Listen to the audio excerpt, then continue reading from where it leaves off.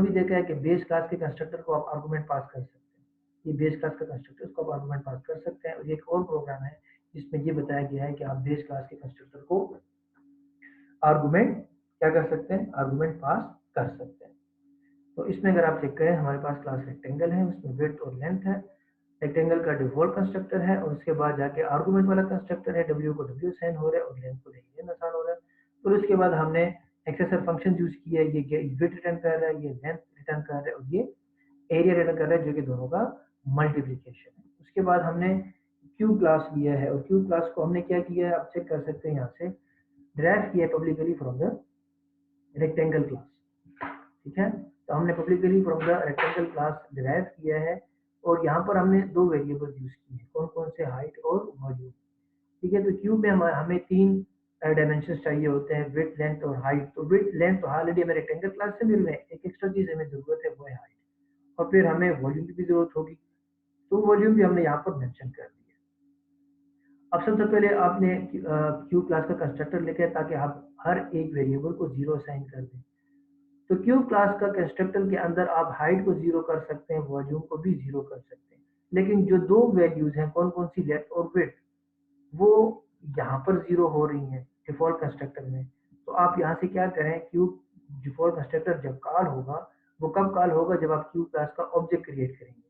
तो उसकी वजह से हम यहाँ पर आ जाएंगे, उसके फौरन बाद रेक्टेंगल क्लास का आपने एक्सप्लिसिटली मेंशन कर दिया कि रेक्टेंगल क्लास का डिफॉल्ट कंस्ट्रक्टर कॉल कर दो। लेकिन अगर आप ये मेंशन नहीं करेंगे कॉलन रेक्टेंगल, तो क्या होगा, अगेन मैंने आपको बताया है कि जब भी बेस क्लास का चाइल्ड क्लास का कंस्ट्रक्टर कॉल होता है, तो उसके लिए हमेशा के लिए बेस क्लास का कौन सा कंस्ट्रक्टर कॉल होगा, डिफॉल्ट कंस्ट्रक्टर।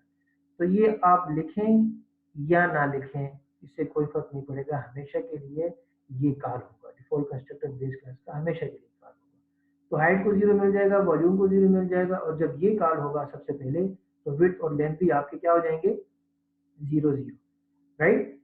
अच्छा, उसके बाद जब आप आर्गुमेंट वाला कंस्ट्रक्टर लिखेंगे, यानी कि क्यूब क्लास का जब ऑब्जेक्ट क्रिएट होगा, तो उसको आप तीन वेरिएबल्स या तीन पैरामीटर पास करेंगे, विड्थ, लेंथ और हाइट। अब हाइट जो है वो तो आप हाइट को यहाँ पर असाइन कर सकते हैं, और जो विड्थ और लेंथ है वो यहाँ पर है, और उसके लिए टू आर्गुमेंट वाला कंस्ट्रक्टर बेस क्लास में मौजूद है। तो आप ये करें कि यहीं से कोलन लगा के रेक्टेंगल क्लास का जो टू आर्गुमेंट वाला कंस्ट्रक्टर है उसको कॉल करें, और जो w और len आपको वैल्यूज मिली हैं इस क्लास में, वो दोनों वैल्यूज आप ऊपर पास कर दें। उससे होगा क्या कि जो रेक्टेंगल क्लास है उसका विड्थ भी इनिशियलाइज हो जाएगा, उसका लेंथ भी इनिशियलाइज हो जाएगा। तो ये मेथड है कि आप बेस क्लास का बेस क्लास का कंस्ट्रक्टर कैसे कॉल करते हैं, ताकि वहां जो आपके पास वेरिएबल्स मौजूद हैं आप उनको इनिशियलाइज कर सके या आप उनको वैल्यूज असाइन कर सके। क्यों, क्योंकि वो आपके चाइल्ड क्लास में मौजूद नहीं है, वो ऊपर मौजूद है।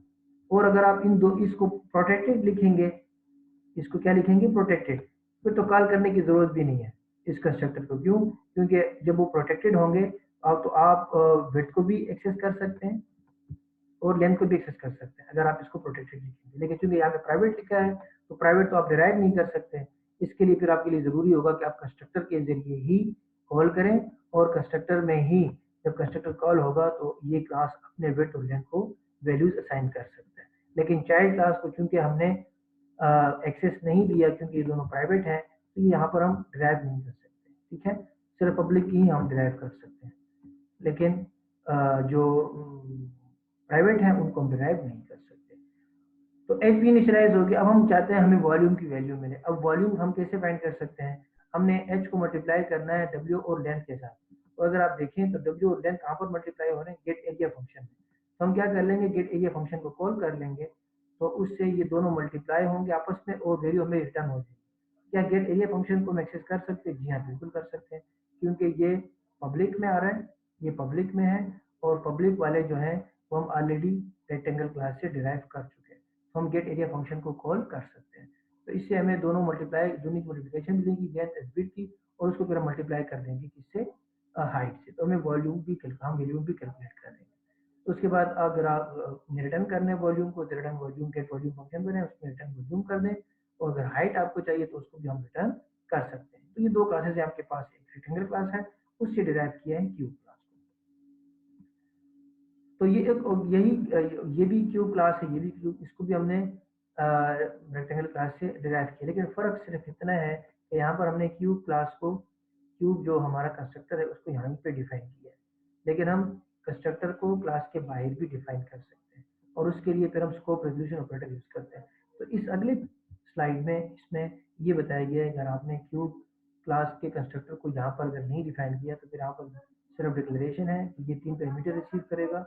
अब आपने इसको एक्सेस करना है कि क्या क्लास क्यूब का क्यूब कंस्ट्रक्टर, क्लास क्यूब का स्कोप रेजोल्यूशन ऑपरेटर का क्यूब कंस्ट्रक्टर, उसमें 3 पैरामीटर्स रिसीव होंगे, जिसमें कि 2 जो हैं वो हमने रेक्टेंगल क्लास के कंस्ट्रक्टर को कॉल करना है, वहाँ चले जाएंगे, और रिमेनिंग 2 जो हैं वो हम यहीं पे इनिशियलाइज कर लेंगे।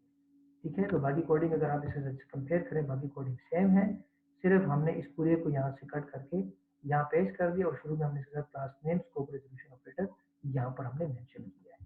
ठीक है, इसका मतलब है कंस्ट्रक्टर को आप क्लास के अंदर भी डिफाइन कर सकते हैं और क्लास के बाहर भी डिफाइन कर सकते हैं, लेकिन क्लास के बाहर डिफाइन करने के लिए फिर आपने उसके शुरू में क्या लिखना है, class name scope resolution operator. तो दोनों मेथड से आप इसको कर सकते हैं। अब आते हैं मेन फंक्शन की तरफ।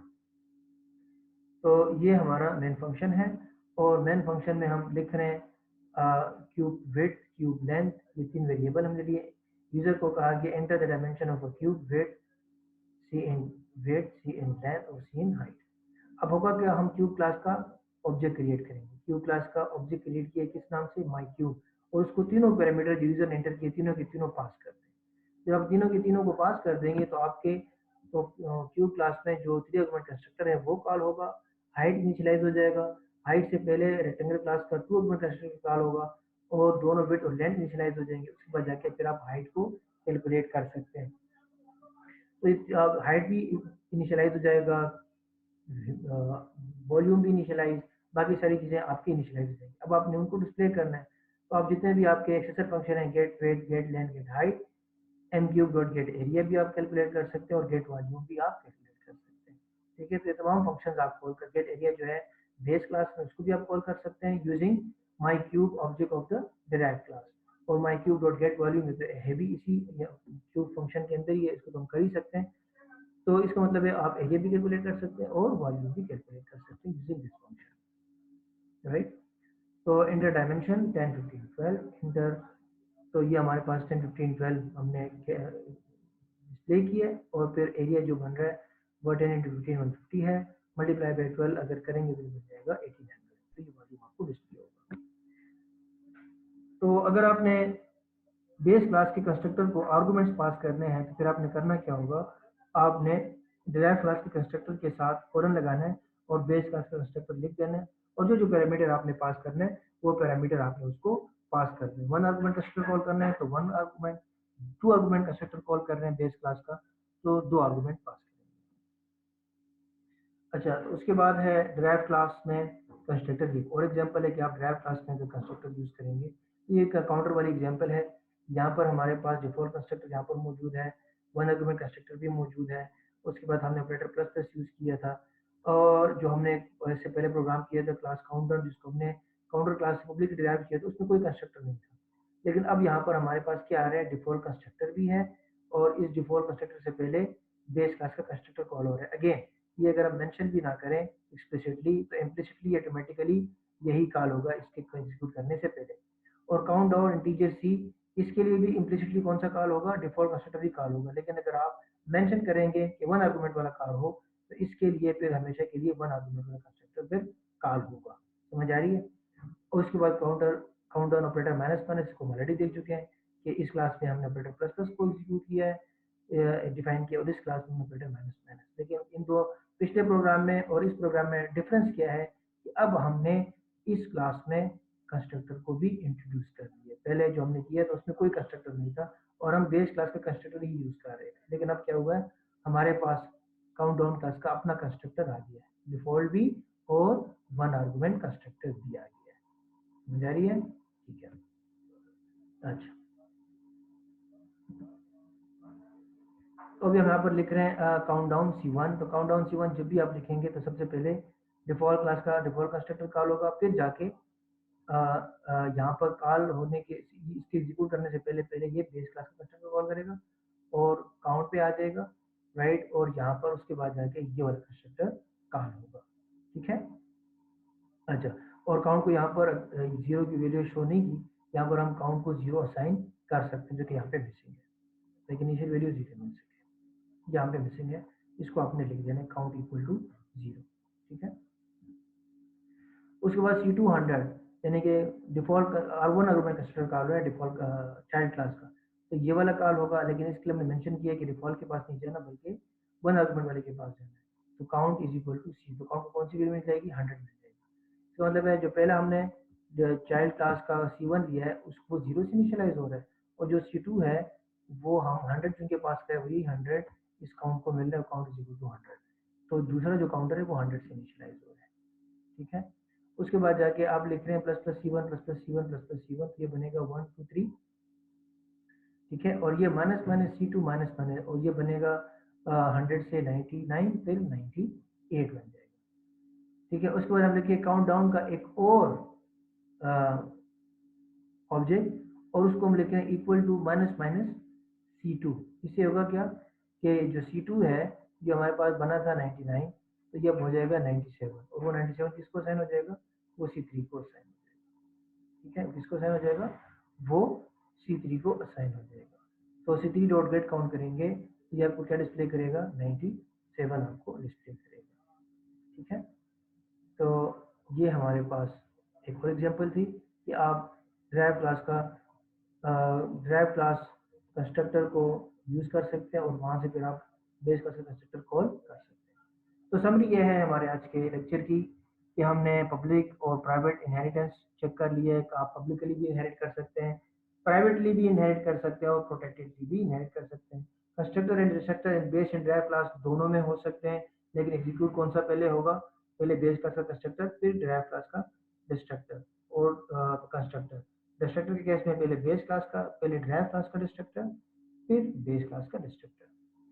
उसके बाद हमने एग्जांपल देखा कि हम कंस्ट्रक्टर को कैसे यूज करेंगे इनहेरिटेंस में, और passing arguments to base class constructor वो हम कैसे देखेंगे, ठीक है। तो ये सारा कुछ हमने चेक कर लिया और इसको हमने एग्जीक्यूट भी इनके प्रोग्राम में हमने चेक कर लिया है, ठीक है। तो ये आज के हमारे लेक्चर की जो है वो समरी है, ठीक है।